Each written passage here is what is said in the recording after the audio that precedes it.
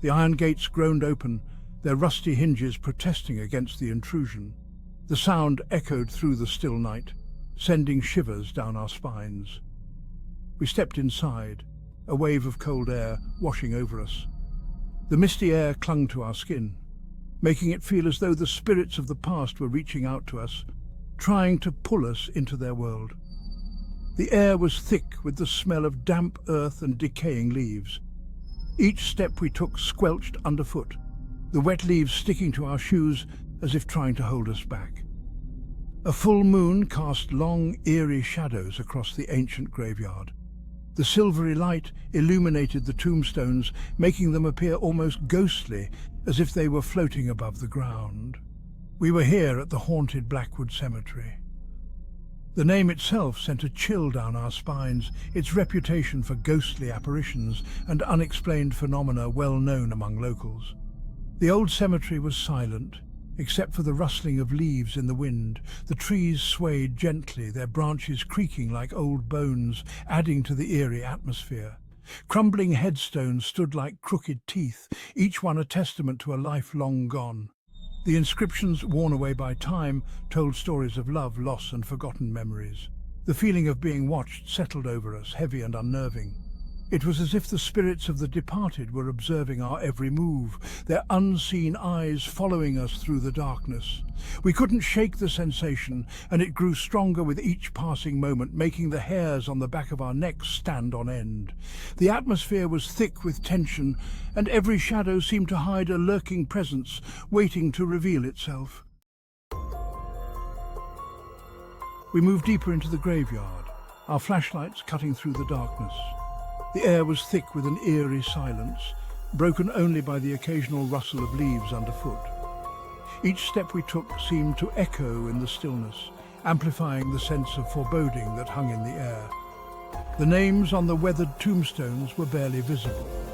Time had worn away the inscriptions, leaving behind only faint traces of the lives that once were. Moss and lichen clung to the stone, nature's way of reclaiming what was once hers.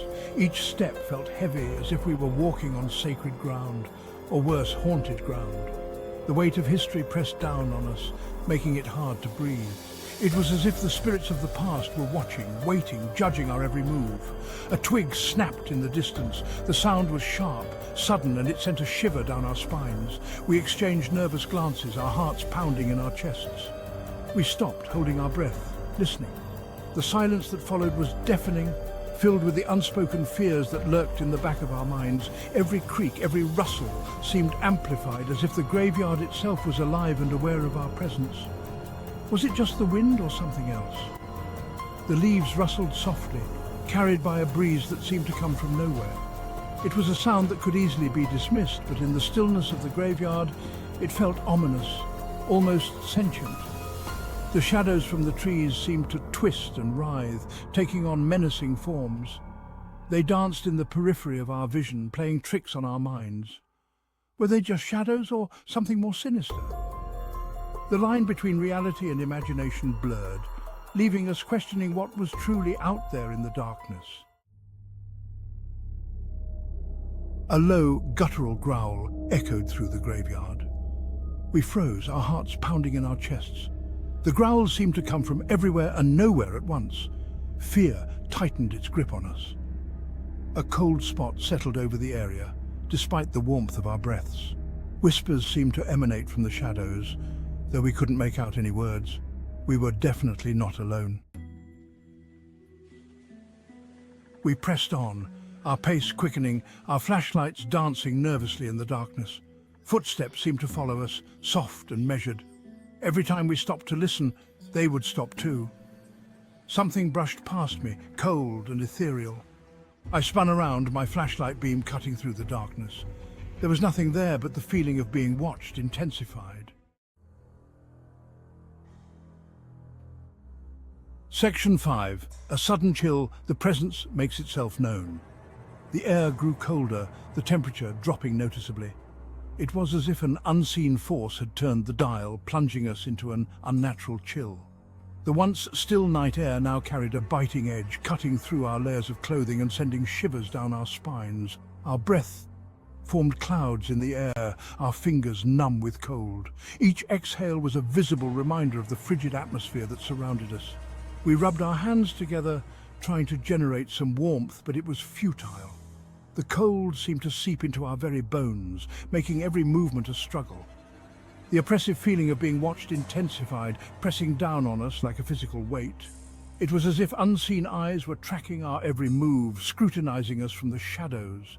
The hairs on the back of our necks stood on end, and an overwhelming sense of dread began to take hold. We exchanged nervous glances, each of us feeling the same unshakable presence. A thick fog began to roll in, swirling around our feet. It moved with an eerie purpose, as if it had a life of its own.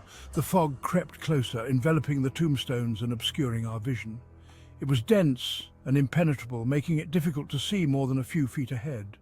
The fog seemed to emanate from the ground itself, cold and damp. It clung to our skin, leaving a chilling residue that only added to the growing sense of unease.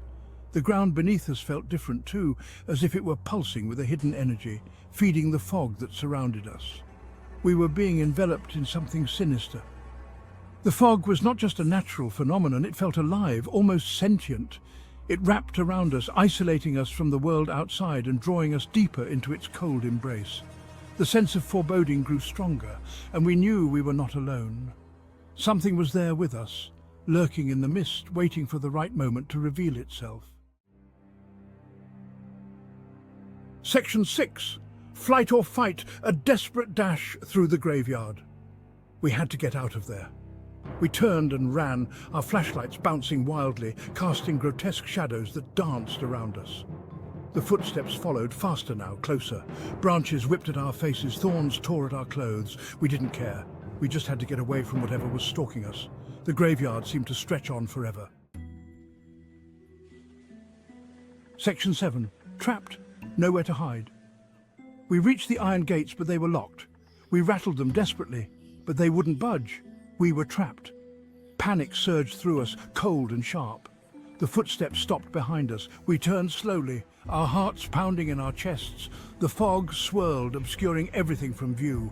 We were at the mercy of whatever lurked in the darkness. Section 8. Vanished, a haunting conclusion. A cold hand closed around my arm, its grip like ice. I screamed, my voice echoing through the graveyard. Then everything went black. When we woke up, the sun was rising, casting a warm glow over the dew-covered graveyard. The gates were open. We were free.